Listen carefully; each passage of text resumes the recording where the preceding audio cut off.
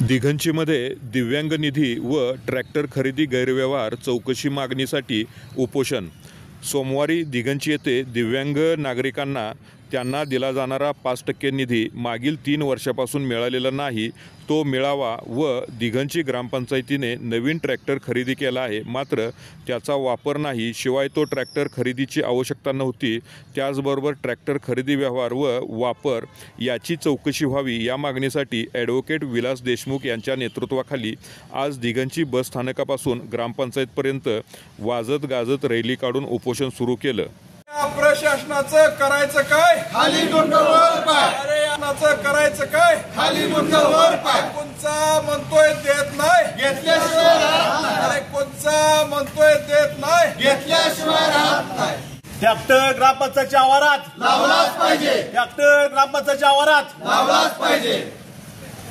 आंदोलनाला बसलेल्या आंदोलकांसोबत तालुका पंचायत अधिकारी शिपुरे व ग्रामविकास अधिकारी उमेश नवाळे यांनी चर्चा केली। यावेळी आंदोलकाच्या प्रश्नाला उत्तर देताना ग्रामविकास अधिकारी उमेश नवाळे म्हणतात, मी 6 महिन्यापूर्वीच चार्ज घेतला आहे, पूर्वी काय झालं याबाबत मला माहीत नाही।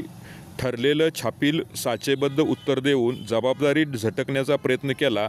जर सर्व कामे व्यवस्थित पार पाडत असतील तर शासकीय कर्मचारी कसलं? सत्ताधारी गटाच्या इशाऱ्यावर नाचल्यानंतर केलेल्या कामाचं उत्तर देताना तोंड कसं लपवावं लागतं याचं उदाहरण समोरच पहा।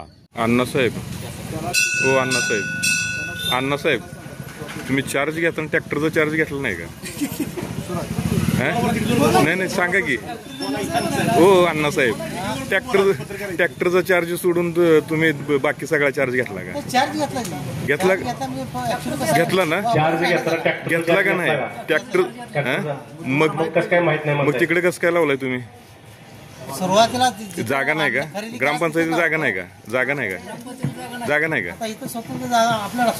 मग जावा की। मग आता ती हलगे घेऊन जावा, हलगे आणि ते आणा इथं तुमच्या तिथं। ती म्हणते की हलगीवाली घेऊन जावा तिथं। जिल्हा परिषद शाळा आहे, पोलीस स्टेशन आहे, ही जागा भरपूर आहे। हलग्या सांगितले द्या जाऊन, आता हलग्या घेऊन या। हलगे वाजवत ट्रॅक्टर नेऊ पोलीस स्टेशनला। अंदाज आहे तिकडे लक्ष द्या की मोबाईल काय बघताय, आणताय का? आता बॉडीला बोलून घेतलं नाही, बॉडी कसं तुम्ही बॉडीने तुम्हाला नेमलंय का काय? अण्णासाहेब त्या बॉडीज तुम्ही काय ऐकता? बॉडीचा विषय काय आहे? दिव्यांगासाठीचा निधी वाटप केल्याचं कागदपत्री दाखवलं जातंय, परंतु एकाही आंदोलनकर्त्या दिव्यांगाच्या खात्यावरती पैसे जमा झाल्याचं दिसत नाही। शिवाय दिव्यांगासाठी खर्च केलेल्या पैशाचा चेक सरपंचाच्या खात्यावरती वर्ग केला असल्याचं आंदोलकांनी आरोप केला आहे। याची चौकशी व्हावी अशी मागणी आंदोलकाकडून केली जात आहे।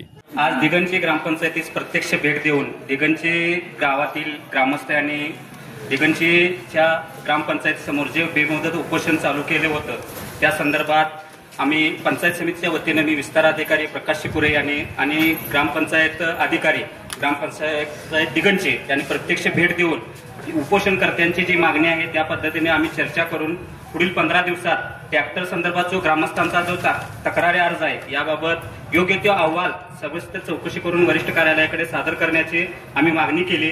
तसेच ग्रामपंचायतीने 5% खर्चाबाबत योग्य ते नियोजन करून मासिक सभेची मान्यता घेऊन तो सदरचा खर्च कसा 25-26 मध्ये 100% खर्च होईल याबाबत सुद्धा लेखी निवेदन दिलेलं आहे। या दोन्ही निवेदनाचा उपोषणकर्त्यांनी बाबून सहानुभूतीपूर्वक विचार करून फार मोठा असल्यामुळं कामाचा व्याप मोठा आहे, ग्रामपंचायतीने वेळोवेळी खर्च केलेला आहे, परंतु दिव्यांगांना जी माहिती यापूर्वी दिली नजरचुकीने काय दिली गेलेली आहे त्याची खातरजमा करून घेतो, परंतु ॲक्च्युली खर्च सालाबादप्रमाणे आम्ही केलेला आहे आणि शासनाचा कायद्याप्रमाणे तो खर्च करावाच लागतो।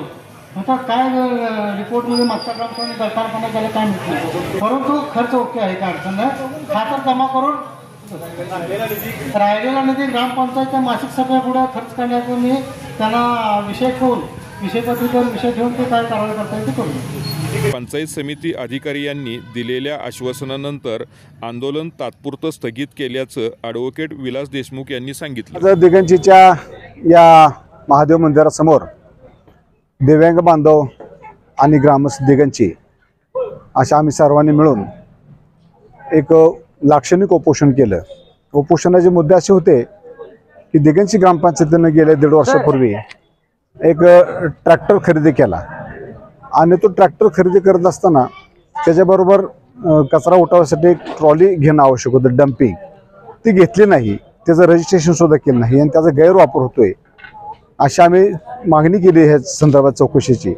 तर ती चौकशी ती PDOने केली नाही, TPOने केली नाही. या निषेधार्थ आम्ही आज उपोषणाला बसलो होतो. प्रत्यक्षात या ठिकाणी ग्रामपंचायत विस्ताराधिकारी आणि पंचायत समिती विस्ताराधिकारी दोघांनी मिळून या ठिकाणी आम्हाला या ठिकाणी आंदोलनासाठी भेट दिली आणि आमच्या दोन्ही मागण्याच्या संदर्भामध्ये आम्हाला लेखी आश्वासन दिलं. त्यामुळे हे आम्ही उपोषण आज रोजी स्थगित करत आहे.